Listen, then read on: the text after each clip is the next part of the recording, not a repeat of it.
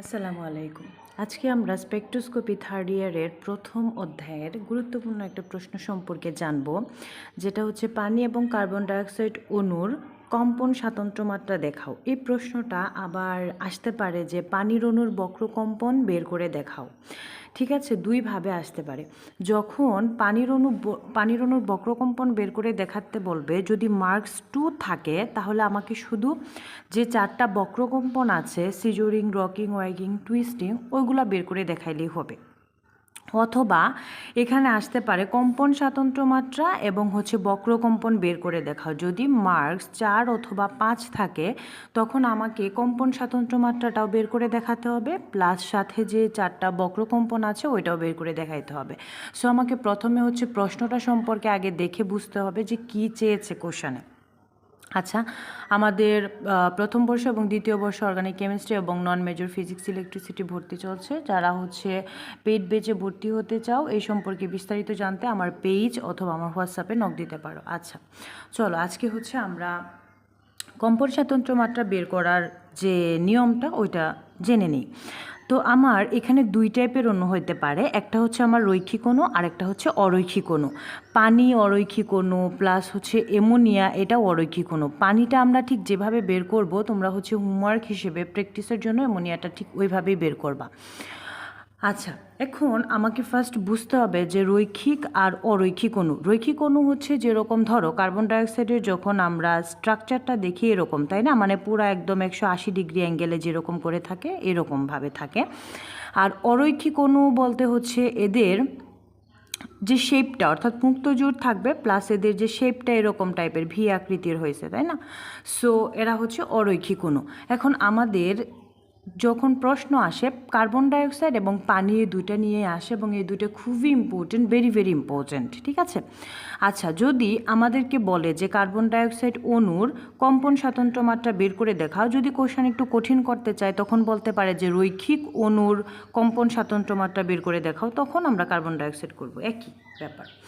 আচ্ছা, প্রথম আমাদেরকে যে কাজটা করতে হবে সেটা মোট পরমাণু, এটা আমার নাম্বার অফ এন, অর্থাৎ আমার এই যে কার্বন ডাইঅক্সাইড এর মধ্যে টোটাল পরমাণু কয়টা আছে দেখো তো। একটা আমার কার্বন আর 2টা অক্সিজেন, তাহলে টোটাল আমার কয়টা এখানে আছে? 3টা। তাহলে এই যে এন এর মান সেটা আমার 3।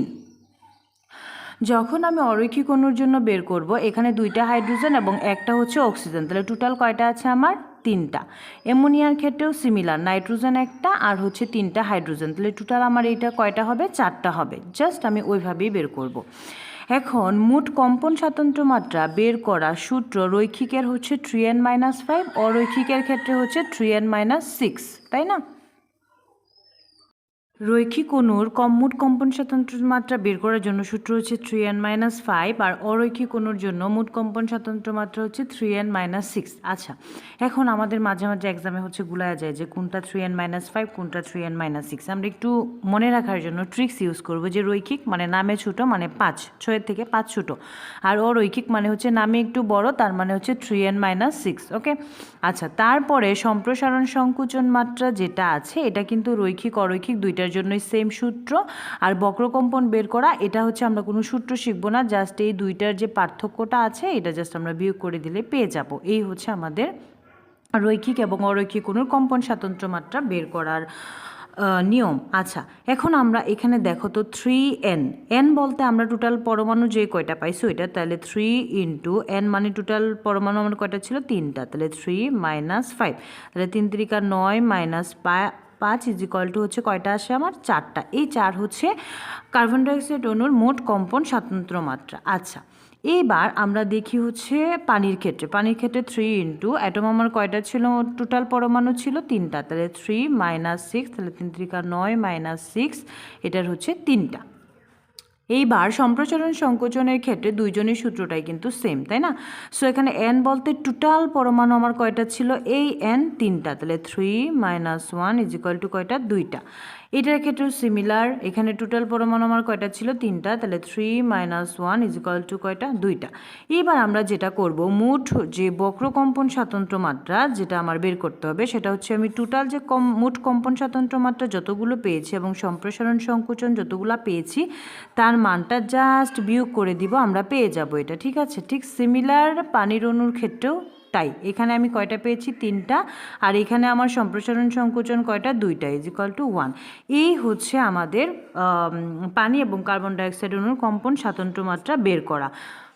রৈখিক এবং অরৈখিক দুইটা অণুর জন্য হচ্ছে সব জায়গাতে বের করার প্রসেসটা সেম, শুধুমাত্র আমার যে কম্পন স্বাতন্ত্র্য মাত্রা এই সূত্রটা ভিন্ন, এবং এটা আমরা রৈখিক অণুর জন্য নামের ছোট 3n-5 দিয়ে মনে রাখতে পারি এবং অরৈখিকের জন্য 3n-6 একটু বড়টা, তাই না? আর সম্প্রসারণ সংকোচন দুইটারই সেম, এবং বক্রকম্পন হচ্ছে টোটাল আমি মোট কম্পন কয়টা পেয়েছি ওইখান থেকে সম্প্রসারণ সংকোচন যতগুলো পেয়েছি ওইটা মাইনাস করে দিলেই হচ্ছে আমরা পেয়ে যাব। ঠিক আছে, তো এখন আমাদের যে প্রশ্নটা আসতে পারে যে পানির অণুর বক্রকম্পন যেগুলো আছে এগুলা বের করে দেখাও, কার্বন ডাইঅক্সাইডের অণুর ক্ষেত্রে বের করে দেখাও, এটা আসতে পারে। ঠিক আছে, তো পানির অণুর ক্ষেত্রে আমরা টোটাল বক্রকম্পন পাই হচ্ছে 4টা। একটা হচ্ছে সিজরিং, একটা রকিং, একটা ওয়েগিং, একটা টুইস্টিং। আমাদের শেপগুলো মনে রাখতে হবে। তো এই যে কেন্দ্রে যে অক্সিজেন অ্যাটমটা আছে এটাকে বলা হয় কেন্দ্রীয় পরমাণু, আর প্রান্তে যে 2টা হাইড্রোজেন পরমাণু আছে এই দুইটাকে আমরা বলবো হচ্ছে প্রান্তীয় পরমাণু। ঠিক আছে, তো সিজরিংয়ের বেলায় যে ঘটনাটা ঘটে এখানে তীর চিহ্নটার দিকে খেয়াল করো, প্রান্তের যে 2টা হাইড্রোজেন পরমাণু আছে এরা হচ্ছে এইভাবে উপরের দিকে আসে, তাই না? অর্থাৎ এই দিক থেকে এরা একত্রে এসে মিলিত হওয়ার চেষ্টা করতে, সেটা হচ্ছে সিজরিং। রকিংয়ের ক্ষেত্রে যেটা হয়, প্রান্তীয় যে পরমাণু একদম দেখো ক্লক ওয়াইজের মতো এইভাবে করে ঘুরে, ঠিক আছে, একটা উপরের দিকে যাচ্ছে তারপর আর আরেকটা ওইটা হচ্ছে আবার নিচের দিকে নামতেছে, এরকম করে হচ্ছে রকিং। ওয়েগিংয়ের ক্ষেত্রে যেটা হয়, এটা আমার কেন্দ্রীয় পরমাণু, এটা আমার প্রান্তীয় পরমাণু, প্লাস দিয়ে বলতে আমি তল বুঝাইছি। ঠিক আছে, যে হয় দুইটার যে তল প্রান্তীয় পরমাণু দুইটাই হচ্ছে 2টা পজিটিভ মানে হচ্ছে দুইটাই সেম দিকে আছে, আর নেগেটিভ মানে হচ্ছে দুইটাই তলের নিচের দিকে আছে, তাহলে প্লাস মানে তলের উপরের দিকে আছে। ওয়েগিংয়ের ক্ষেত্রে হয় 2টা পরমাণু প্রান্তীয় পরমাণু তলের উপরের দিকে থাকবে অথবা তলের নিচের দিকে থাকতে পারে। আর টুইস্টিংয়ের ক্ষেত্রে যেটা সেটা হচ্ছে একটা তলের উপরে থাকলে আরেকটা তলের নিচে থাকবে, অথবা একটা তলের নিচে আরেকটা তলের উপরে, মানে টুইস্ট করবে, পুরাটা ঘুরে যাবে। ঠিক আছে, এটা হচ্ছে আমার পানির অণুর জন্য। আচ্ছা, এবার আমরা কার্বন ডাইঅক্সাইড অণুর জন্য একটু দেখি। কার্বন ডাইঅক্সাইড অণুর জন্য এটা আবার আলাদা করেও আসে, এটা ভেরি ভেরি ইম্পর্টেন্ট প্রশ্ন। আচ্ছা, কার্বন ডাইঅক্সাইডের জন্য আমরা 4টা পাই। প্রথম আমার কার্বন ডাবল বন্ড অক্সিজেন, তাই না? এটা হচ্ছে আমার কেন্দ্রীয় পরমাণু, আর এই 2টা হচ্ছে প্রান্তীয় পরমাণু। এখন প্রথম যেটা পাই সেটা হচ্ছে প্রতিসম প্রসারণ। ঠিক আছে, প্রতিসম প্রসারণ অর্থাৎ সিমেট্রিক স্ট্রেচিং। সিমেট্রিক স্ট্রেচিং মানে হচ্ছে এই যে আমার কেন্দ্রীয় পরমাণু থেকে প্রান্তীয় যে পরমাণুটা আছে এই প্রান্তীয় 2টা পরমাণুর যে ডিস্টেন্স বা দূরত্ব সেটা সব সময় সমান হবে। ঠিক আছে, এই যে বন্ডের যে লেন্থটা সমান হবে। লাইক ফর এক্সাম্পল এটা আমার 5 সেমি আছে, এটাও আমার 5 সেমি, এটা আমি জাস্ট বোঝার জন্য বলছি। যদি এটা 10 সেমি হতো এটাও 10 সেমি হতো, মানে কেন্দ্রীয় পরমাণু থেকে প্রান্তীয় যে পরমাণুটা আছে 2টা পরমাণুর যে ডিস্টেন্স বা দূরত্ব সেটা সবসময় হচ্ছে সমান হবে। এটাকে বলা হয় সিমেট্রিক স্ট্রেচিং বা প্রতিসম প্রসারণ। আরেকটা যেটা আছে সেটা হচ্ছে অপ্রতিসম প্রসারণ। ঠিক আছে, অপ্রতিসম প্রসারণ তার মানে একটা অপ্রতিসম মানে কি, এখানে হচ্ছে সমান হবে না। ঠিক আছে, অপ্রতিসম, ও মানে হচ্ছে নাই। ঠিক আছে, অপ্রতিসম প্রসারণ অর্থাৎ অ্যাসিমেট্রিক স্ট্রেচিং যেটাকে আমরা ইংলিশে বলি। তো এটা হচ্ছে আমার কেন্দ্রীয় পরমাণু, এই প্রান্তে হচ্ছে 2টা পরমাণু আছে, এদের যে বন্ড লেন্থ বা বন্ধন দৈর্ঘ্য, এই 2টা বন্ধন দৈর্ঘ্য হচ্ছে সমান হবে না, অর্থাৎ একটা হচ্ছে বড় হবে আর একটা হচ্ছে ছোট হবে, আবার এই সাইড বড় হইতে পারে এই সাইড ছোট হইতে পারে, মানে যাই হোক এদের যে বন্ধন দৈর্ঘ্য সেটা হচ্ছে সমান হবে না। ফর এক্সাম্পল এটা যদি 10 সেমি হয় এটা হচ্ছে ধরো 2 সেমি হইলো, মানে এদের মধ্যে বন্ধন যে দৈর্ঘ্য সেটা সমান হবে না, এটাকে বলা হয় অপ্রতিসম প্রসারণ। আর 2টা ভাবে সে থাকতে পারে, সেটা হচ্ছে ব্যান্ডিং আর একটা হচ্ছে ব্যান্ড। ঠিক আছে, অর্থাৎ দেখো এখানে চিত্রটা খেয়াল করো। আচ্ছা, যদি কার্বনের মাথা উপরের দিকে থাকে তাহলে প্রান্তের যে 2টা পরমাণু আছে অক্সিজেন ওরা তলের নিচের দিকে থাকবে, এই যে চিহ্ন খেয়াল করো। যদি কেন্দ্রীয় পরমাণুটা নিচের দিকে থাকে তাহলে তার যে বাকি অপোজিট যে প্রান্তীয় দুইটা পরমাণু আছে সেটা হচ্ছে উপরের দিকে থাকবে, ঠিক আছে। এইদেরকে বলা হয় হচ্ছে বেন্ডিং আর হচ্ছে বেন্ড। তাহলে এই হচ্ছে টোটাল আমার কার্বন ডাইঅক্সাইড পরমাণুর জন্য যে কম্পন স্বাতন্ত্র্য মাত্রা সেটা বের করা। এখন আমরা স্পেকট্রোস্কোপির মধ্যে কার্বন ডাইঅক্সাইড নিয়ে আরও কিছু প্রশ্ন দেখতে পাই যে কার্বন ডাইঅক্সাইড মাইক্রোওয়েভ বর্ণালীতে ইনঅ্যাক্টিভ কেন? কারণ আমরা মাইক্রোওয়েভের জন্য জানি যে ওইটার যে ডাইপোল মোমেন্ট সেটা থাকতে হয়। কার্বন ডাইঅক্সাইডের ক্ষেত্রে আমরা জানি ডাইপোল মোমেন্টটা শূন্য, স্থায়ী ডাইপোল মোমেন্ট নেই, যার কারণে কার্বন ডাইঅক্সাইড মাইক্রোওয়েভ বর্ণালীতে ইনঅ্যাক্টিভ থাকে। আবার যখন সে আইআর বর্ণালীতে যায় তখন সে হচ্ছে অ্যাক্টিভ হয়ে যায়, তাই না?